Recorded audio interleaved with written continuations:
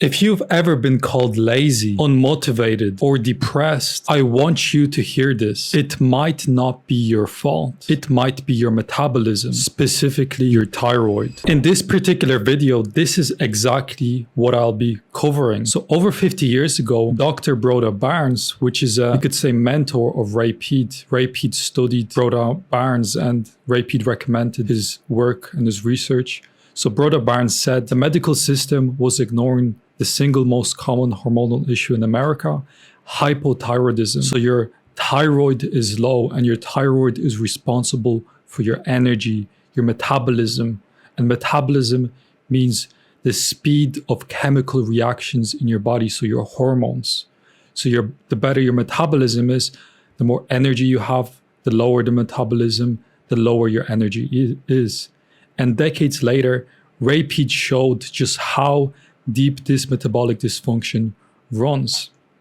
So this is Broda Barnes, and I highly recommend it if you haven't to read this book, Hypothyroidism, the Unsuspected Illness. It really goes down into thyroid health, symptoms of low thyroid, the benefits, the testimonials of people fixing the thyroid, and things like that. Here's what Barnes saw in thousands of patients. People who couldn't wake up, were always cold, couldn't lose weight, and felt emotionally numb. They were told they were lazy or depressed, but Barnes tested their metabolism and treated their thyroid, and they got better. They were not neurotic, they were sick.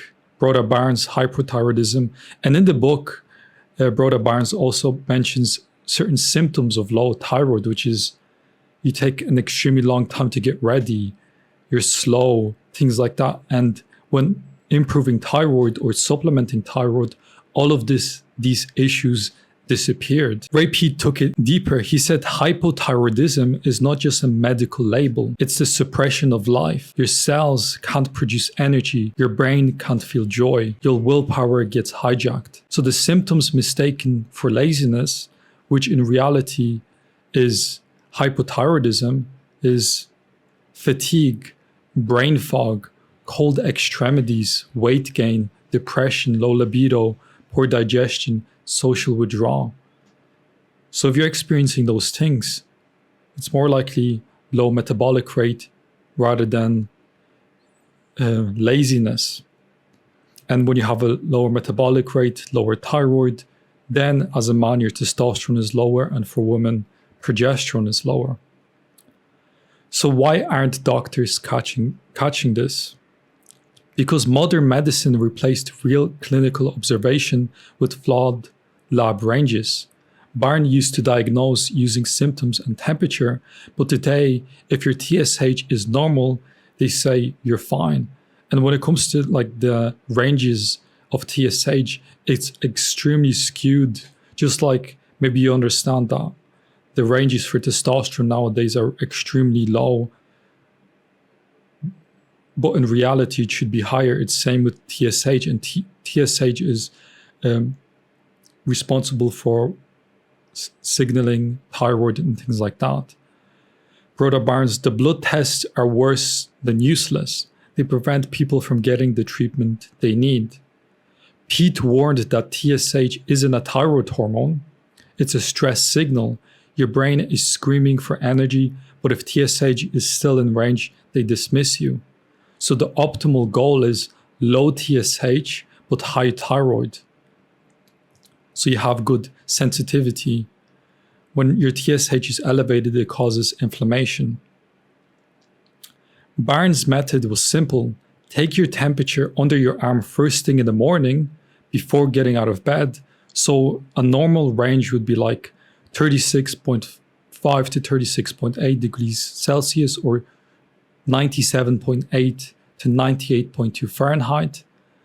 And if it's below 97.4 Fahrenheit or 36.3 degrees Celsius, that could indicate low thyroid function. Also look at the patterns. If you wake up in the morning and it's extremely high, it might be high due to stress. See how the temperature and heart rate changes once you have some food, which should shut down the stress response. If you're readings go down, you're running on stress hormones. If it stays the same or even increases, that's a good thing. Ray Peat added, check your resting pulse too.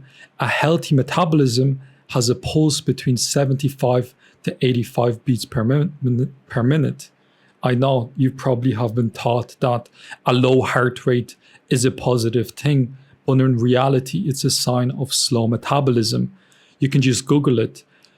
When you're the healthiest as a baby and your metabolism is the highest, your heart rate is 100, 110. And as you get older, the heart rate decreases because it's a sign of aging and metabolism going down. Low temperature plus low pulse rate equals hypothyroid, no matter what the lab says. And this is something you can do right now. You don't need to get a blood test. You don't need to spend a lot of money on doing blood tests every week to see where you're going. You can right now keep checking and applying variables to see if your temperature and heart rate is improving.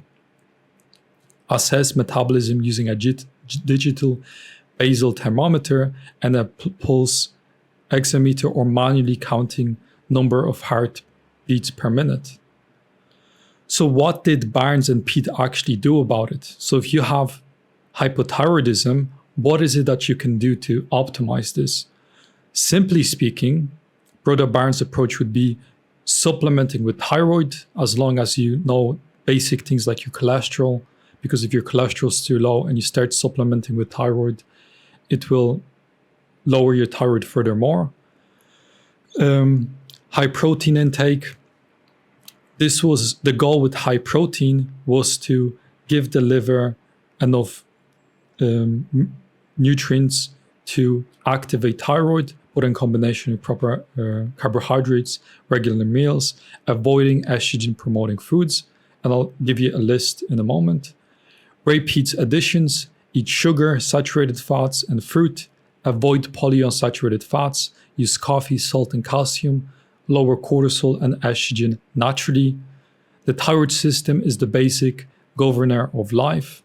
Your thyroid is what lets you feel alert, motivated, warm, joyful, alive. Ray Peat. So if you go to free.fedursky.com, there's a calculator here. If you input your stats, like let's say you're 200 pounds, or you can change it to kilograms or whatever it is.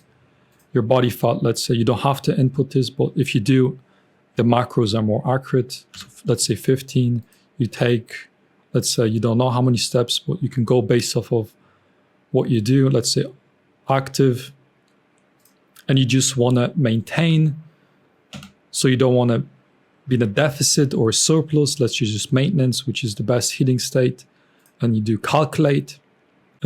These are good macros for you to accomplish: calories, protein, fats, and carbohydrates. Let's say you're someone that you know 100%, I need 150 grams of protein because I know I tracked. You can manually change the macros. If it's just the protein, you can recalculate it, changes it, adjust the other ones so it hits the calorie target. Same with the fats. If you want to adjust the carbohydrates, you can just decrease the protein and fats. And yeah, that's the calories. You can use Chronometer, MyFitnessPal, and then the foods that you should be eating would be, here are the protein sources, carbs. If you look at my YouTube channel, I made a detailed video on this. And then the foods you should avoid are here. And if you're interested in something more intimate, you could say a community, a brotherhood, to get your questions answered, access to more courses and things like that, to join group coaching calls. I'll leave a link down below. There's a 7-day free trial to the brotherhood. I highly recommend you check it out. And that being said, this was the video on whether you're lazy or hypothyroid. And yeah, hopefully you got some value from this video. And that being said, I'll see you later. Peace.